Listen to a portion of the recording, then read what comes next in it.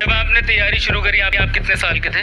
Sir उस समय हम 18 साल के थे और अभी हम 30 साल के हो गए। 30 साल के। ये है सरकारी जॉब की दौड़ में पिछले 12 सालों से मेहनत कर रहा एक नौजवान। लेकिन एक यह ही नहीं बल्कि आज करोड़ों स्टूडेंट ऐसे हैं जो जॉब के इस ट्रैप में फंसे हुए हैं। इनमें से ज्यादातर लोगों को जॉब अपनी मर्जी से नहीं करनी, बल्कि या तो इन पर इनके पेरेंट्स के द्वारा दबाव बनाया गया है या फिर इनके माइंडसेट के अकॉर्डिंग इनके पास कोई और ऑप्शन ही नहीं है। आखिर इनका माइंडसेट इस तरह से बनाया किसने? इसका सीधा सीधा जवाब है हमारा एजुकेशन सिस्टम।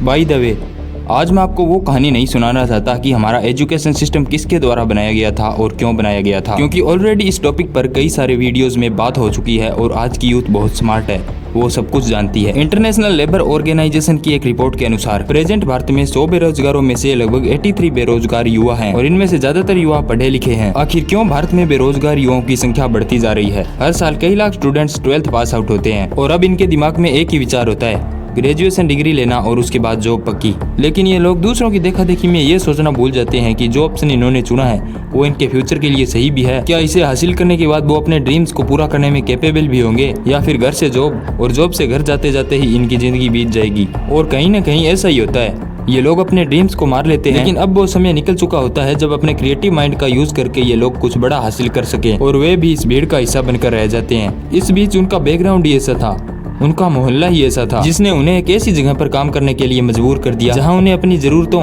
और ड्रीम्स के हिसाब से कैपिटल ही नहीं दिया जाता हो। आखिर क्यों ये युवा अपनी डिग्रीज कंप्लीट करने के बाद भी आज बेरोजगार हैं? इसका सीधा सीधा जवाब है नो वैकेंसीज। और अगर गलती से वैकेंसीज निकल भी जाती है और एग्जाम हो भी जाता है तो फिर आती है इन स्टूडेंट्स की सबसे बड़ी मुसीबत, पेपर लीक।